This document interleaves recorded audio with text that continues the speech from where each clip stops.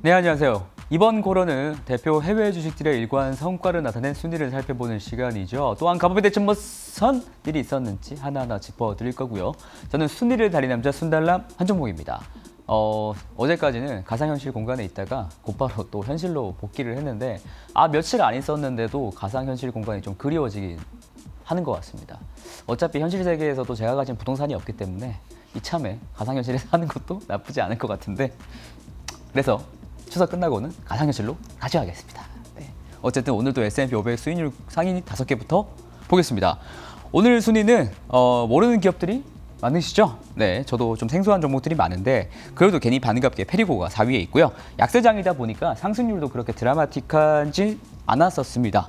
그러면 바로 1위 설명 빠르게 가겠습니다. 1위인 진머바이오맷은 병원에 쓰이는 여러 장비를 판매하는 회사인데요. 그래도 시가총액이 35조 원 정도 하는 꽤 큰 기업입니다. 어제는 호재가 있었죠. 진머가 일부 사업을 분사시킬 것이다 라는 발표를 한 것에 작년 11월 이후에 가장 큰 상승률을 기록을 했습니다. 진머가 활동하고 있는 의료 부문이 6가지가 있는데 이 중에서 2가지 부분을 좀 스핀오프를 시키는데 그 2부분이 척추 부문과 치과 부분이에요. 이 그림을 보시면은 위쪽 4개가 이제 분사가 이루어지고 난 뒤에 진머가 주력하게 될 것들이고요. 아래에 있는 2개가 신규로 분사될 진비라는 회사가 맡게 될 부분입니다. 그래서 딱 보시면은 왜 나눴는지 알 것 같아요. 위에 마켓쉐어를 보시면은 이제 점유율을 보시면 기존에 남겨두는 부분들은 이제 점유율이 다 1위로서 선두적인 지위를 갖고 있는데 반해서 밑에 것들은 이제 점유율이 후발주자죠. 한마디로 말하면 잘 되는 것은 놔두고 안 되는 건 분산시킨다라는 것이고 이에 따라서 시장에서 투자자들로부터 하여금 좀 좋은 반응을 이끌어낸 것 같습니다. 하지만 사실 진머가 오른 이유는 저뿐만은 절대 아닌 것 같습니다. 왜냐하면 상승률 1위부터 5위까지의 종목들이 하나같이 섹터가 헬스케어에 속해 있는 종목들이기 때문이죠. 어제 같은 약세장에서 헬스케어 쪽이 좀 돋보였다는 말이 되고요.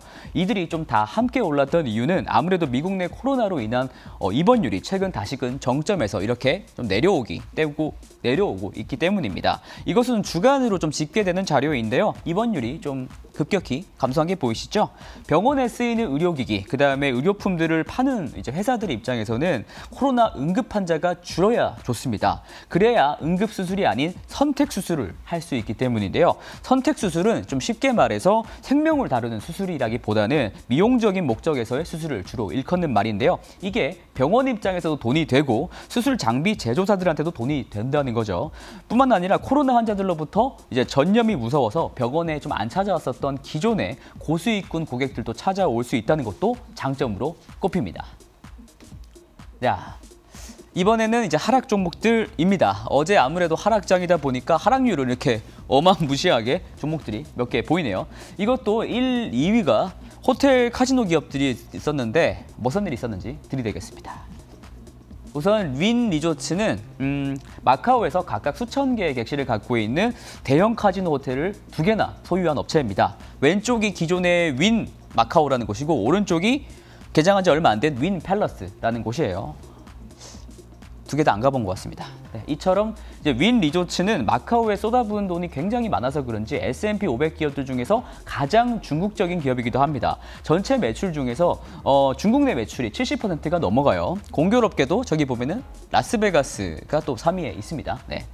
이렇게 중국 영향을 많이 받을 수밖에 없는 2 회사가 떨어진 이유는 명백했습니다. 중국 정부의 칼날이 드디어 카지노 업계에 들이닥쳤기 때문입니다. 사실 온라인 게임만 좀 두드리는 것보다는 카지노도 같이 두드려야 정부 입장에서는 좀 면이 사니까요. 어쨌든 어저께 마카오 정부는 카지노 산업에 대한 직접적인 관리 감독을 더욱더 철저히 하겠다고 발언을 했었습니다. 심지어는 향후 카지노 라이선스 갱신 자체가 어려워지는 거 아니냐라는 관측도 제기되는 상황입니다. 또한 중추절을 앞두고 다시 중국에서 코로나 확진이 이제 폭발을 하고 있는데 이번에는 지역이 푸젠성이 원인이라고 중국 정부가 좀 지역을 찍었습니다. 참 중국 정부도 힘들 것 같아요. 매번 이렇게 다르게 찍어내는 게. 네, 끝나기는 하는 건지 좀 보는 사람 입장에서 좀 답답하긴 하고요. 중요한 것은 이 푸젠성이라는 위치가 홍콩, 마카오와 지척에 있다는 겁니다. 아무튼 이제 굳이 카지노 기업들의 입장에서는 규제와 같은 면이 아닌다 하더라도 마카오 입국 자체를 중국인들이 꺼려할 수 있다는 것이 뼈아플 것입니다. 하반기 실적이 좋을 리 만무하니까요.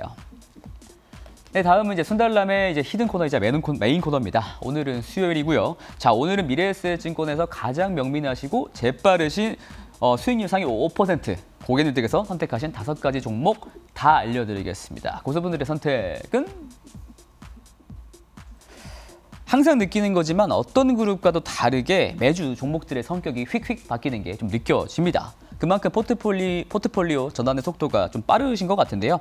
저번 주에 많이 담으셨던 종목은 주로 전기차와 반도체 관련 종목들이 좀 들어가 있습니다. 테슬라를 가장 많이 사셨었는데 재미있는 점은 테슬라를 추격하는 후발주자인 루시드 그룹이 또 4위에 랭크되어 있다는 겁니다. 테슬라만큼이나 한국 투자자분들께서 루시드를 굉장히 좀 좋아하시는 것 같아서 오늘은 루시드에 대한 이야기 해보겠습니다.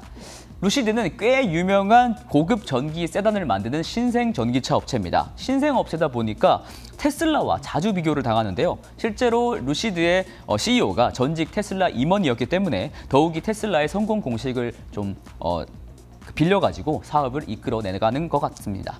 예, 루시드의 지향점은 최고급 세단이기 때문에 본인들의 투자 설명서에도 이렇게 메르세데스 벤츠의 S클래스와 좀 비교를 한 것을 올려놓기도 했습니다. 이 그림에서 보듯이 뭐 제로백이라든가 그다음에 마력, 그다음에 가격 모두 좀 우수하다는 것을 보여주고 있는데요. 실제 모습은 어떤지 좀 알려드리기 위해서 루시드 모터스의 최고급 모델인 드림 에디션이라는 차량의 내외관을 좀 가져와 봤습니다. 이 자동차는 하나로 약 2억 원 정도 하는 차량이에요. 아우, 저는 절대 못 살 것 같은데 그래도 디자인을 보시면 아우, 전기차는 이렇게 생겨야지 라면서 좀 굉장히 미래지향적인 모습을 그려내고 있습니다. 휠도 볼 때 좀 21인치인 것 같은데 아우, 정말 이쁘고요. 디자인도 내관도 정말 예쁘네요. 그리고 루시드는 전기차의 핵심이라고 부를 수 있는 두 파트를 혼자 설계하고 개발할 수 있는 수직 통합을 이뤄낸 회사입니다. 특히 모터의 경우에는 사이즈를 굉장히 작게 만들어야 좀 인정을 받거든요. 그만큼 기술력이 좀 있다는 거고요.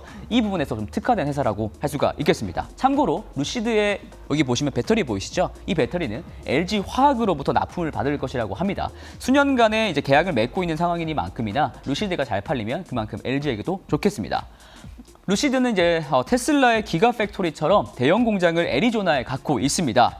AMP라는 공장인데요. 그런데 이것을 단 1년 만에 좀 완공을 해서 추진력을 시장에서 인정을 받은 상황입니다. 이 AMP1 공장에서 현재 연간 3만 대 정도 수준으로 생산이 가능하고요. 향후 40만 대까지 확장할 계획이라고 합니다.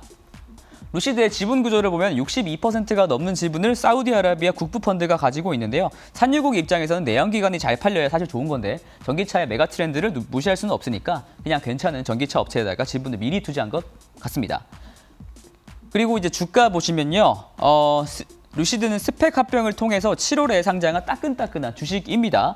근데 주가 성과는 따끈따끈하지는 않았어요. 9월 1일에 이렇게 급락을 했는데요. 이것은 기관 투자자의 보호 예습 물량이 좀 해제되는 것에 우려해 패닉성 매도가 있었기 때문입니다. 스펙의 특성이죠. 무려 1억 7천만 주에 가까운 물량이었기 때문에 우려가 클만한 것 같고요. 다만 기업의 펀더멘탈과는 상관이 없다는 분석에 상당 부분 주가는 회복해서 마무리했습니다. 한편 시티은행에서는 루시드에 대한 커버리지를 개시했습니다. 그리고 매수 의견을 냈고요. 무엇보다 28달러라는 목표 주가를 냈습니다. 지금보다 약 40%가 넘는 잠재 성장률을 가졌다는 건데요. 시티가 분석하기로는 루시드가 이제 테슬라의 프리미엄 브랜드 지위에 도전할 수 있는 몇 안 되는 업체다라는 점을 이유로 꼽았습니다. 그런데 어제는 모건 스탠리가 루시드에 대한 평가를 박하게 내리면서 현재 가격보다 심히 낮은 12달러라는 목표 주가를 제시했습니다.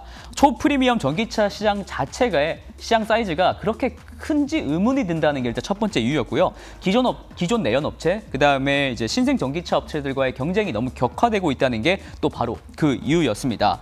이 모건 스탠리 이제 애널리스트가 전기차 쪽에서 최근 정평이 나 있는 아담 조나스라는 사람이기 때문에 시장이 더욱더 크게 반응한 것 같습니다. 어쨌든 루시드는 차량을 한 대도 지금 판매하지 못하는 회사입니다.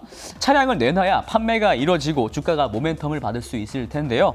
원래는 올해 초에 내놓으려고 했다가 2분기로 미루더니 지금은 다 또 지금 10월 정도로 또 미뤄진 상태죠. 올해 4분기에 만약에 또 딜레이가 되면 실망감이 무시는 못할 것 같습니다. 하지만 반갑게도 루시드는 9월 말에 본인들의 공장에서 언론과 고객들을 대상으로 견학 이벤트를 개최한다고 밝혔습니다. 보통 이런 경우에는 생산이 임박하는 시그널로 받아들여지기 때문에 슬슬 좀 기대감을 피워내는 상황인 것 같습니다. 리비안도 차를 내놨으니까 곧 루시드도 되지 않을까라는 괜히 근거 없는 기대감을 하게 만드네요. 과연 테슬라가 항상 공격만 하다가 곧 수비하는 입장이 될 것 같은데 어떻게 되실 것 같으신가요? 아무튼 여러 가지로 재밌는 관전 포인트가 될 것 같습니다. 그러면 저는 내일 백신을 맞아야 되기 때문에 다음 주에 가상현실로 찾아뵙겠습니다. 손달람이었습니다.